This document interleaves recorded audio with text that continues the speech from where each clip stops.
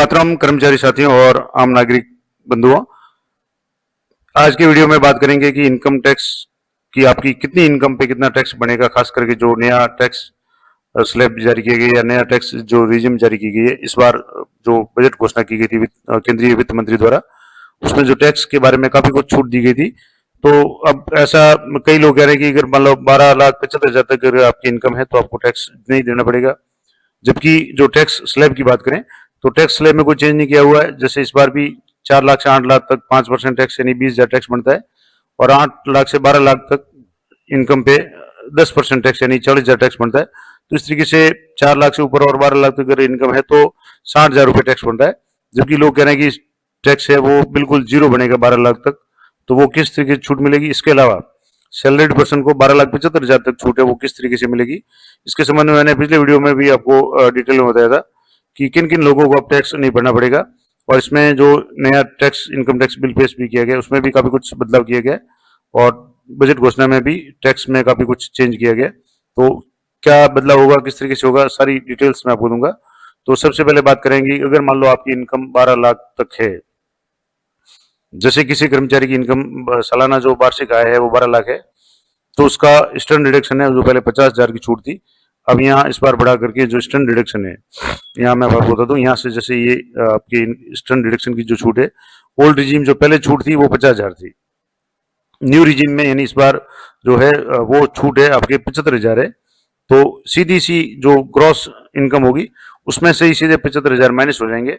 तो सबसे पहला बेनिफिट तो ये मिलेगा कि 75,000 आपकी इनकम यहाँ 12 लाख में से कम हो जाएगी। तो आपकी नेट जो टैक्सेबल इनकम होगी वो होगी 11,25,000। अब 11,25,000 पे 4 लाख से 8 लाख के बीच में 20,000 टैक्स बनेगा, और 8 लाख से 12 लाख तक यानी 11,25 तक 32,500 टैक्स बनेगा। अगर पूरा यहाँ आपके जैसे 75,000 की छूट नहीं हो और सीधा यहाँ से 4 लाख से 12 तक यानी 4 लाख की इनकम हो तो 40,000 टैक्स बनेगा।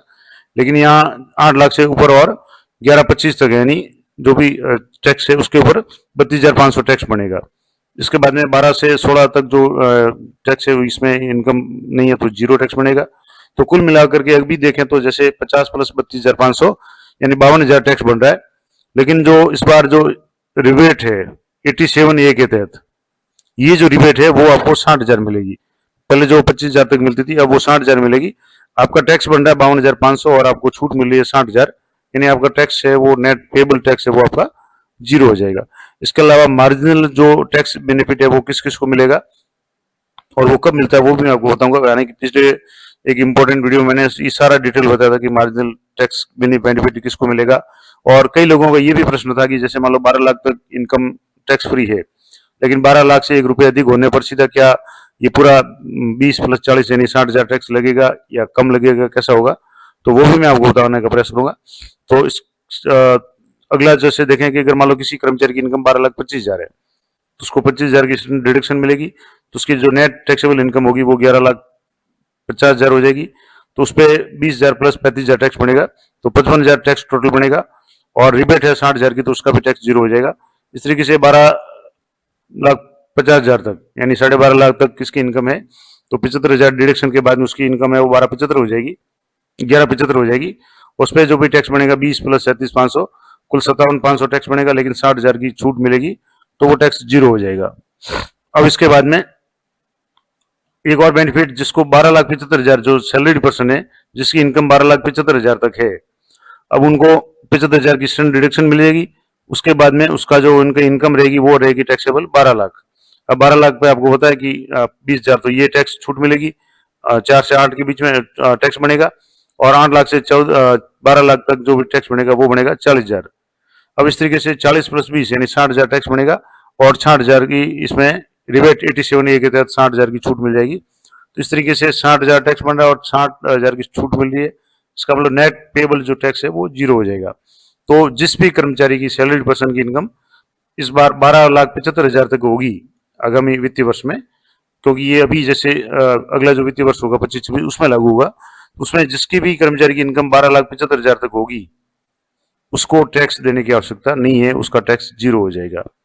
अब बात करेंगे मान लो किसी की 13 लाख इनकम हो गई या 12,75,000 से 5,000 भी ज्यादा हो गई, तो क्या उसको पूरा 60,000 प्लस जो भी टैक्स बनेगा वो देना पड़ेगा? तो ऐसा नहीं है। इसके लिए मार्जिनल टैक्स बेनिफिट का एक जो भी प्रपोजल या प्रस्ताव है, एक प्रावधान किया गया है इनकम टैक्स डिपार्टमेंट की तरफ से कि उनको मार्जिनल छूट मिलेगी। वो कैसे मिलेगी? मान लो किसी कर्मचारी की जो इनकम है वो 13 लाख है, पूरी ग्रॉस इनकम 13 लाख है, उसमें से 75,000 की स्टैंड डिडक्शन अगर आप करेंगे तो 75 में से जब जैसे ही ये जाएंगे तो 13 लाख में से 75,000 गए तो 12-25 होगी इनकी इनकम, और 12-25 पे जो टैक्स बनेगा वो 20,000 टैक्स प्लस 40,000, ये तो दो हो गया। 12 लाख 8 से 12 तक 40,000 और 4 से 8 तक 20,000, 60,000 टैक्स ये हो गया। अब 12 लाख से लेकर के 16 लाख तक इनकी जो भी इनकम है उस पर 3,750 रुपये टैक्स बनेगा, क्योंकि ये 12-25 है। तो जो भी ऊपर की इनकम है 25,000 पे जो टैक्स बनेगा वो जो नहीं जो तीसरे 12 से 16 तक है वो टैक्स की क्या है कि वो है 15%।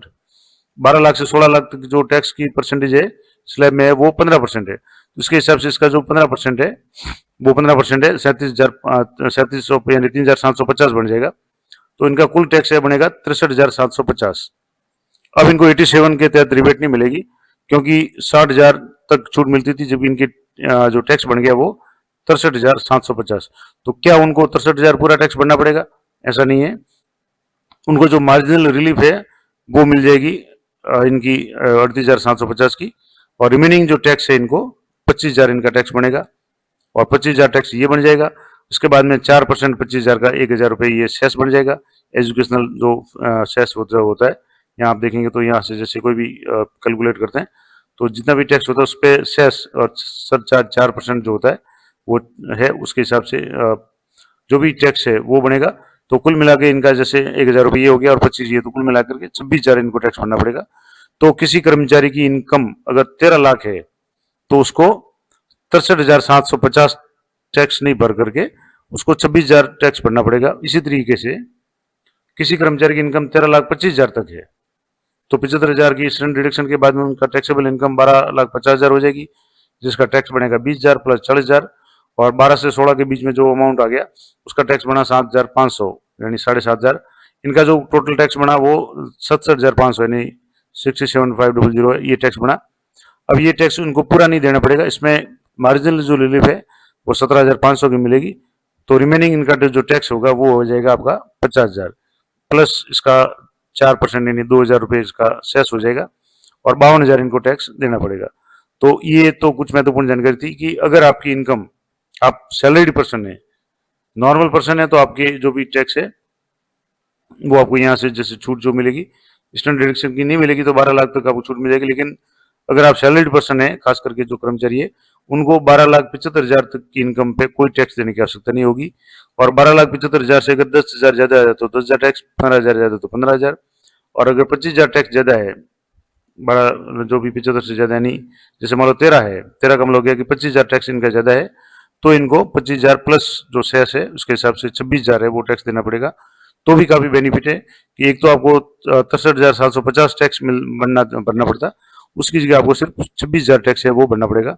तो ये आगामी जो भी आगे इस तरीके से जो अगला है कि बहुत ज्यादा अगर जिनकी इनकम है 16 लाख 17 लाख तक इनकम है तो उनको तो टैक्स देना ही पड़ेगा, लेकिन उनको भी पहले के टैक्स की तुलना में काफी बेनिफिट है।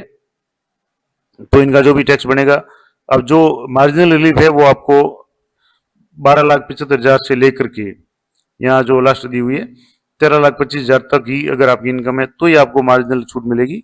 अन्यथा आपको जैसे यहाँ इनकम मान लो 13,50,000 है तो आपको 71,250 आपका टैक्स बन गया, तो पूरा का पूरा टैक्स आपको 71,250 देना पड़ेगा, इस पर मार्जिनल छूट नहीं मिलेगी। इसके अलावा इसके ऊपर 4% जो सेस है वो भी देना पड़ेगा, तो 71,250 प्लस 2,850 यानी 74,100 टैक्स देना पड़ेगा। तो कुल मिलाकर के इस वीडियो का जो सारांश ये है कि जो भी कर्मचारी साथी जिनकी 12,75,000 तक इनकम है उनको टैक्स शून्य होगा। इसके अलावा अगर 12,75,000 से ज्यादा है और मैक्सिमम आपके अगर 13,25,000 तक है तो आपका टैक्स है वो 52,000 बन जाएगा। लेकिन अगर इससे ज्यादा इनकम है तो आपको मार्जिनल छूट नहीं मिलेगी, तो आपको जितना भी टैक्स बनेगा, जैसे मान लो यहाँ 13,50,000 इनकम है तो इनका 71,250 टैक्स बन गया, तो 71,250 पूरा भरना पड़ेगा, उसके साथ में 4% इनको जो सेस भी भरना पड़ेगा। तो इस तरीके से ये पूरा डिटेल मैंने आपको बता दिया कि किस तरीके से आप आगामी वित्तीय वर्ष के लिए अपना टैक्स कैलकुलेशन कर सकते हैं और उसी की प्लानिंग बना करके आपके कितना टैक्स अगली बार बढ़ेगा आप अपनी प्रति मंथ जो सैलरी से टैक्स की कटौती करवाते हैं वो आप डिसाइड कर सकते हैं कि आपको 9 महीने में, 10 महीने में, 11 महीने में, जितने भी महीने में आपको टैक्स पूरा करना है वो आप देख लें कि आपका कितना टैक्स बन रहा है, उसी के अनुसार पर मंथ कटौती करवाएं ताकि आपको भी एक साथ टैक्स नहीं कटवाना पड़े और डीडीओ की भी जिम्मेदारी निभाती रहे कि उनको भी समय समय पर जो भी कर्मचारियों का टैक्स काटना पड़ता है। तो उस हिसाब से ये आप कैलकुलेट कर सकते हैं, बहुत ही आसान तरीके से आप ये पूरा टेबल समझ सकते हैं। तो ये थी महत्वपूर्ण जानकारी इनकम टैक्स से संबंधित कि किस इनकम पे आगामी वित्तीय वर्ष में कितना टैक्स बढ़ना पड़ेगा, कितना बनेगा और कितना आपको भरना पड़ेगा, कितनी मार्जिनल रिलीफ मिलेगी, कितनी 87 के तहत रिबेट मिलेगी। आशा करता हूँ ये जानकारी आपको अच्छी लगेगी। वीडियो अच्छा उपयोग लगे तो लाइक करें, शेयर करें। मिलते हैं नेक्स्ट वीडियो में, तब तक जय हिंद, जय भारत।